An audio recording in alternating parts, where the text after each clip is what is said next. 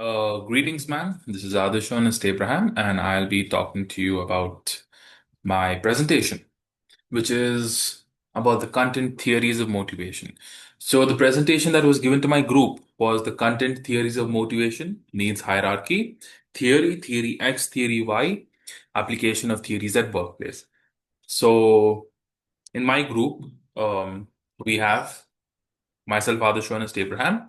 We have Naina, we have Anselin, we have Jayant, Dhanush, and Madan. So we will be speaking to you about the presentation that was given to us.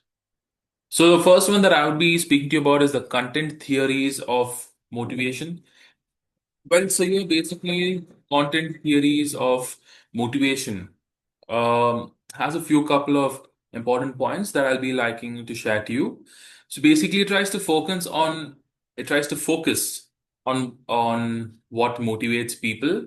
Well, so based on the internal needs, desires, and goals. So basically, here as an individual, motivation. So we try to focus on what motivates people. So basically, there are things like internal needs or desires and goals. So we strive to achieve in the future. So that is one things, some things that we try to achieve. So next comes motivation, which arises within the individual and is triggered by unmet needs. So motivation here arises within a person. So that example I could say, so basically me. So if I have a motivation or if I strive to become a senior manager of a company. So example, if I strive to become a senior manager at EY, or if I strive to become a senior manager at Deloitte or Morgan Stanley. So these are a couple of things that I strive to become, within the individual. So that's me, triggered by unmet needs. So that's yeah, so that is where it implies. Next we have, so once a need is actually fulfilled, the motivation shifts to a next high need. So now when I become the senior manager in the age of 30, 35, then I believe, okay, senior manager took these many years. I guess becoming the CEO or becoming the CFO or a higher role would not take more than 2.5 years, or 3, 4 years, or maximum 5 years. So let's try to go ahead. So if I'm already earning 2 lakhs a month with being the senior manager, I can earn 3.5 or 5 lakhs a month when I become the CEO. So that is where my motivation shifts. Next, as managers enhance the performance by identifying and fulfilling dominant employee needs. So basically, our managers try to enhance their performances. So now, when I'm an HR manager, I strive to make sure that each and every employer individual is understanding what they're doing or is happy with what they have. So these are some things that, as a manager, motivation really enhances the performances by identifying and fulfilling dominant employee needs. So while speaking about this, we have the major content theorists that was actually given by you in the PDF. We have the Maslow's hierarchy of needs. We have Herzberg's two-factor theory. So let me talk about these two. So basically, these two needs are already going to be spoken by my teammates. So firstly, we about Maslow's hierarchy of needs, we have 5 levels, which starts from the basic survival and it ends up to self-actualization.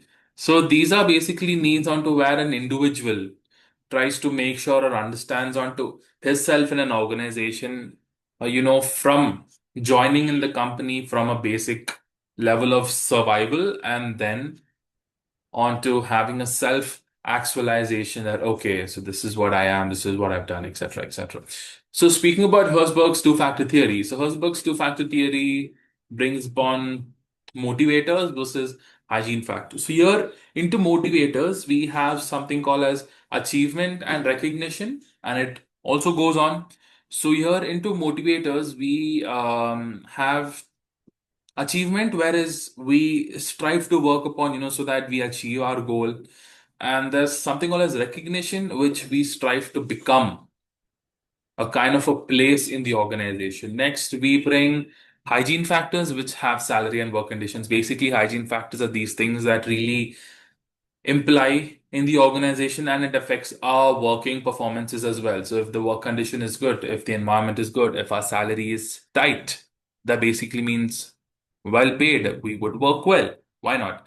Then we have Adolphus ERG theory. I might be wrong with the name, sorry for that. And we have Cleland's need theory. So speaking about Alpha's ERF theory, we have existence and then the relatedness, growth needs, overlapping and non-sequential. So existence is something basically which means that where we are, where that we are there.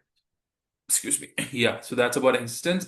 Then we have the relatedness, wherein it's like wherein we are able to relate. So that is one thing. We have growth needs, the needs which strive to make a person grow better. We have overlapping and non-sequential, which are as follows.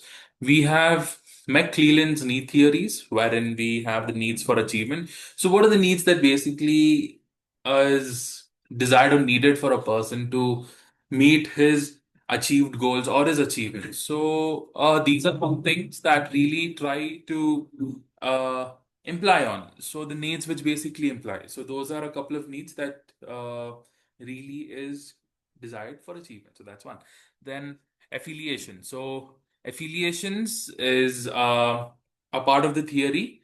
Then we have the power motivate behavior. So basically, so power motivate behavior is also known as in a behavior that basically talks about with yeah, so basically a behavior that speaks onto how we motivate the power to grow, you know.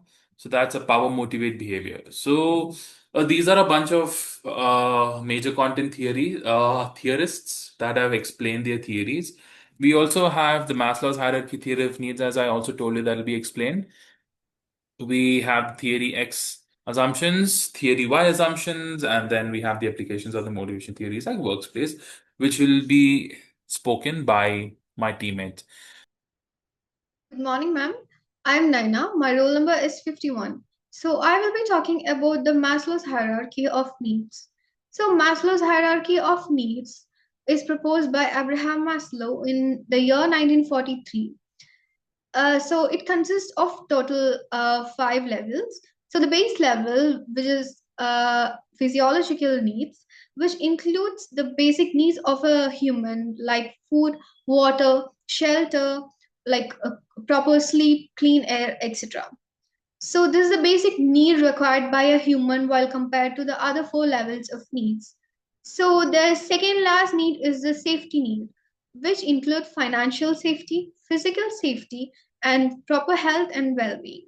So the third need is the social needs, which include the sense of feeling belonged in a community, friends group, and their own family. So the second highest need is the esteem need. Esteem need is a person which seeks self-esteem and self-respect from others, especially in the work atmosphere, like being appreciated and recognized for their work, a sense of contribution, etc. And the highest level of need is the self-actualization, which include, for example, like providing them an ambience or condition for their self growth and fulfillment, like making them a better version of themselves, improving their creativity skills, problem solving skills, etc. So now let's move on to the workplace applications. So the first one is the basic needs, which include fair pay and safe conditions. So being an employee, we always look into a fair pay which provides us a financial safety. And for the safe conditions, let me give an example for providing providing a cab service for the night shifts, etc. is like an example. So moving on to the social need. Social needs include teamwork and acceptance by their own team members, being like feeling a sense of contribution and being recognized and appreciated by the team members and their managers. So the next one is the esteem need, where the person's work is being recognized and being given promotions and depending on their level of expertise. So the last one is the self-actualization. So here the employees being given a condition for their self-growth and fulfillment in order to make a better version of themselves, to improvise their own creativity and skills and so on. So that's all about the Maslow's key principle and its application. Thank you, ma'am. Next, I will be talking about McGregor's theory X assumption. So, there are two theories, theory X and theory Y. I will be talking about theory X in detail. So, in this theory, managers often think that employees tend to dislike work, and they think that the employees or people work only because they have external factors like pay, intensive rewards, punishments, deadlines, and certain external factors like this make them work. And they don't work because they want to work, they work because they have to. So this is a general belief that all of the people have. So this belief leads to a very top down management. So, top down management is basically an authoritative management where the higher authority, that is, managers, decide on everything in the organization, and the employees just follow them.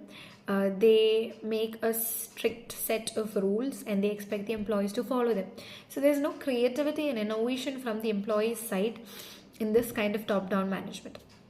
And looking at this generation where creativity and innovation is very much needed, this kind of management style is not very much preferred or encouraged because it leads to high turnover, it leads to loss of creativity and innovation. So it also makes the employees demotivated and lose interest towards the work.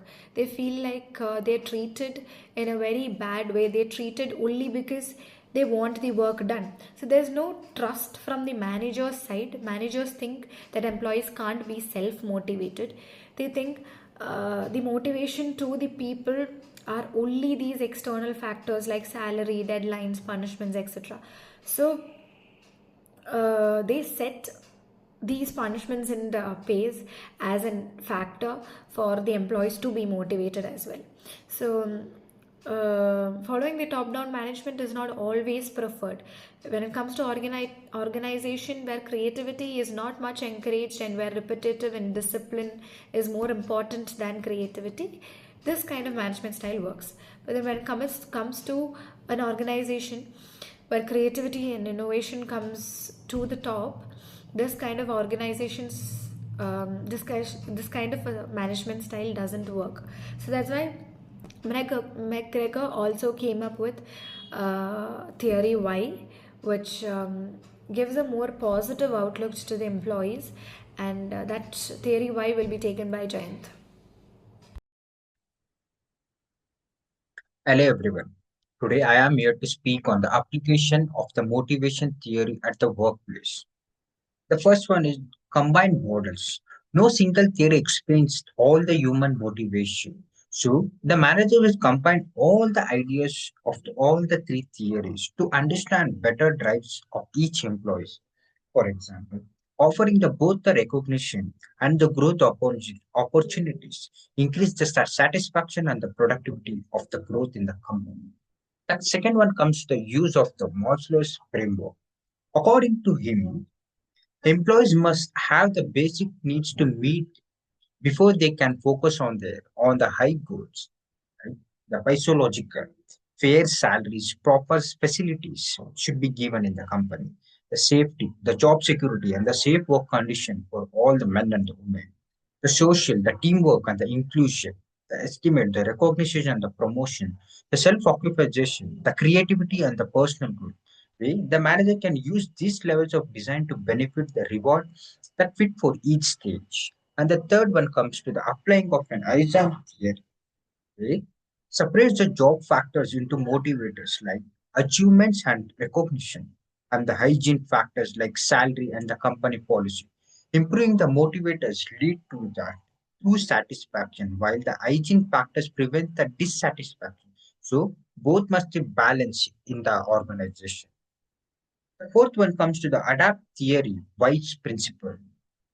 Why the theory why suggests the employees are self-motivated and take care of the responsibility. The managers also follow their approach creating a true based participate environment, encouraging the creativity, innovation, and the long-term engagement. This is all about the application of the motivations theory at the workplace. Thank you. Hello everyone. The benefits and the case exam. First one is the recognition program. When the company rewards employees for the good work through appreciation or reward. Moral the rises and the turnover decreases. The employees feel the valued and motivated to their maintaining the higher performance. And the second one is the tailored motivation. When the employee is different, customizing the motivation strategy. Some need growth and other need the stability leads to the better performance, strong commitment, and the sense of belonging. And the third one comes to the balance approach. The best workplace balance control to maintain the discipline and autonomy to maintain the build the creativity. They adapt the motivation strategy based on the culture, job type, and individual needs, leading to the sustained success.